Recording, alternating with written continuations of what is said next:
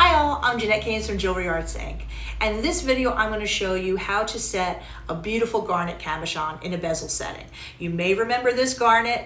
We unset it, we polished out the scratches, and today we're putting it in a brand new setting. Here's the update. My garnet is now glossy and beautiful. See what I mean? Not a scratch in sight, one hopes. So what I did was, as soon as I felt very happy with this, I put the whole thing in the freezer for 5 or 10 minutes, and then I just took my thumb and kind of popped it right off of there, because just like the dop wax will stick to anything that's warm and porous, if it's made to be very cold, it gets quite brittle, and usually I can just take my finger and kind of pop the stone right off, which is what I did. So you can see it's ready now for the next stage of its life, which is being put in this lovely ring. This is the ring that I made to replace the other one. If you remember way back when, I unset this lovely garnet from its original piece and made a new one for it because we needed a significant size difference, and because of the design of the shank like this, it really wasn't conducive to cutting it open and altering it, because when I make these kind of bands, that texture can't really be messed with or polished afterward, or else it loses all its charm. So essentially the pretty much the only logical solution was just to make another ring, which I did. So I'm going to be setting up to get ready to set. I'm pretty much ready to set now. I've already tumbled some fine silver sheet and made it nice and shiny. I also have my little loop on the inside to put underneath my stone, because this stone is a little bit curved on the bottom. I'll show you a side view. Honestly, I don't really think it's curved enough to cause us any problems, but I don't want to find out the hard way, so I'm just going to put that little wire underneath it to make sure nothing is naughty and wiggles back and forth. Here's the extreme close-up, so you see what I mean. It's not really quite perfectly flat on the bottom. Like I said, I actually don't really think it's problematic enough, but I'm going to put my wire in there just to make sure I don't have any troubles. On the left, we have the ring that I removed the garnet from, and on the right is the replacement ring. So now that my stone is all polished and ready to go, I'm gonna start putting my shiny silver in here, my little wire and whatnot, and pretty much start setting. So I clamped my ring in my engraving ball, and you notice I always have like my nice paper towel there. You can also put leather or jet set or something. I just want to make sure that when I clamp this on my ring nice and tight so that it doesn't wiggle around, that it doesn't leave any marks. So usually I use paper towel, but you could be fancier and use leather or something like that. But paper towels I always have, so that tends to be what I end up with. I've put in my shiny silver and my little fine silver circle there to make sure that the bottom, doesn't rock or anything. And now I'm going to fit my stone in.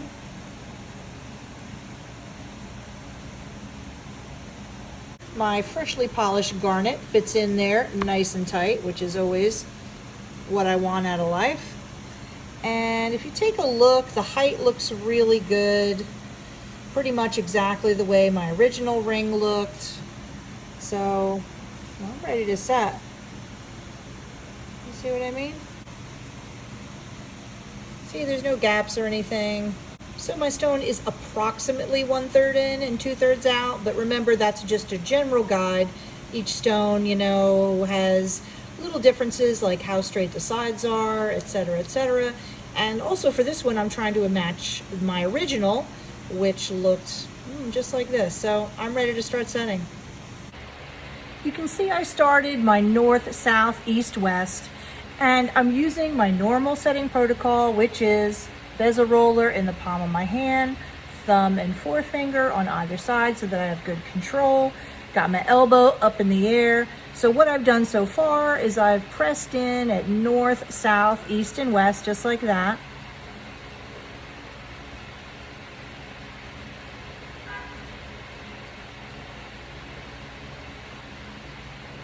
See how you sort of press in? You can rock back and forth just a little bit, but normally I don't wiggle side to side too much until this is really squished up against the stone a little bit tighter.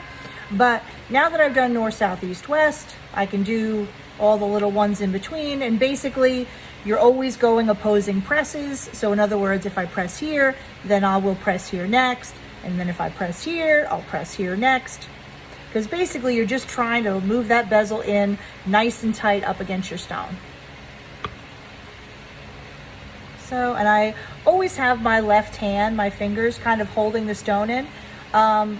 It's not really moving around all that much at this point, but it's certainly not completely held in, so you don't want to go too crazy and have the stone go whee, which stinks. So I'm going to press in, back and forth a little bit, work this around, press in, back and forth.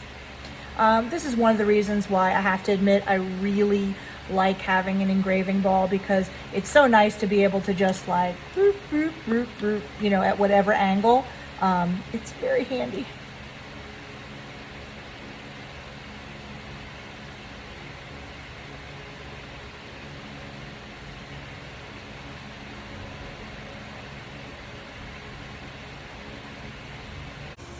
So you can see basically it looks a little bit, I don't know, maybe like a pie crust at this point. I've got little kind of like crimps in it. Basically, I'm just gonna keep working my way around wherever I see the extra space, and I'm gonna move it in and press it up against the stone. Fortunately, my bezel fit nice and tight, so it's not really wiggling around too much. That's really one of my favorite things to do for setting, is get all my prep work right, and that way my setting tends to be way less painful. But I'll keep working on moving those little spaces in, and then I'm gonna start with more of the like the side to side motion, you know, where you press in and you go a little left to right and press in, a little left to right, and that helps to really smooth out all those little spots.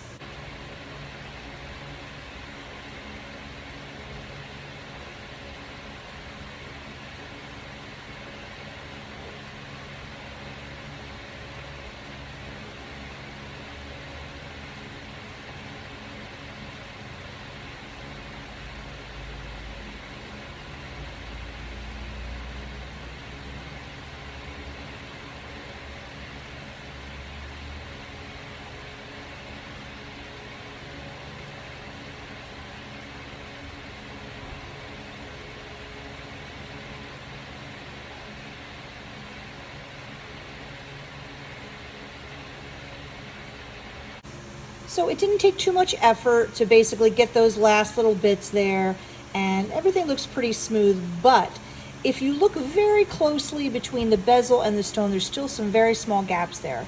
So I'm going to do my two-handed hammering technique, and let me do a little like close-up so that you can see what I'm talking about. So although the bezel is sort of nice and smooth, if you can see what I mean, if you just really look down right between the stone and the bezel, there's some very small spaces there.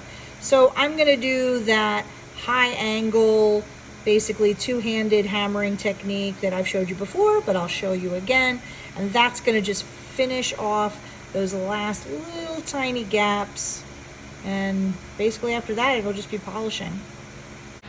So if you haven't seen me do the two-handed hammering technique before, let me show you now.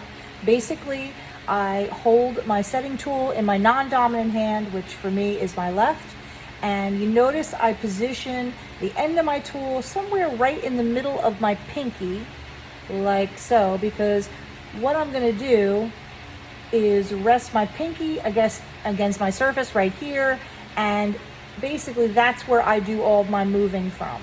Because if you notice, once I've got my tool in hand, the whole hand is working at the same time. In other words, I rest it there like that, and then I can sort of just tilt it back and forth. So when you're doing the hammering like this, you're not going to be hitting it really hard. It's really more just about the difference in leverage. So normally it's just like this.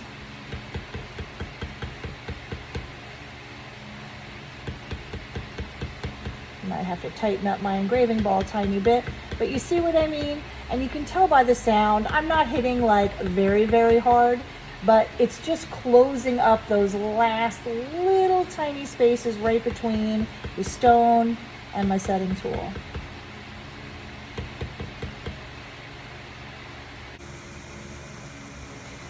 So just to show you the extreme close-up, you see this spot right here? This is where I was doing my two-handed hammering technique. And you see how now the space between the bezel and the stone is much more closed, whereas the rest of the bezel has like bigger spaces. So I'm gonna do that all the way around. Normally you might not notice a little tiny space like right there, but that's not what you're looking for when you set your stone. You want all of that nice and closed up. So I'm just going to work my way all the way around and close up every little space I can find.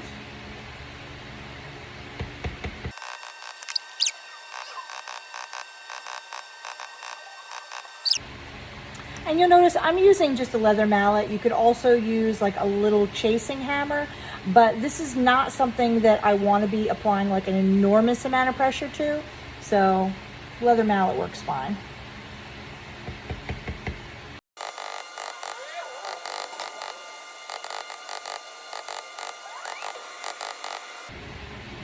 This is pretty much done, but I'm just being a little extra fussy. Just want to make sure every tiny little space is nice and filled in. Because the only thing left after this is I'll take my little Swifty one step out, you know, and smooth the top. But it's looking pretty good. And I mean, definitely no wiggle. The stone stopped wiggling a long time ago.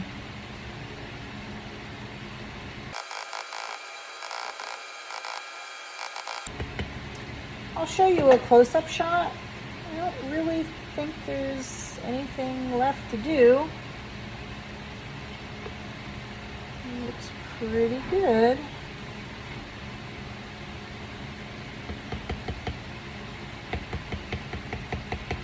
I say I don't think there's anything left to do as I continue to hammer on it. This time I think I mean it. I'm going to stop. Doesn't look to me like there's any spaces left between the stone and the bezel. I'll show you an extreme close-up, but I think it'll withstand even that level of scrutiny. So there you go. Yeah, it just needs a little bit of polish right on that very top edge, but otherwise it's all nice and tight. Yay! Here's my juicy garnet ring, all finished. Looking pretty. See that? It looks gorgeous, and the garnet looks back to its original charming glossy form. So basically it's ready to go out the door and on to something else.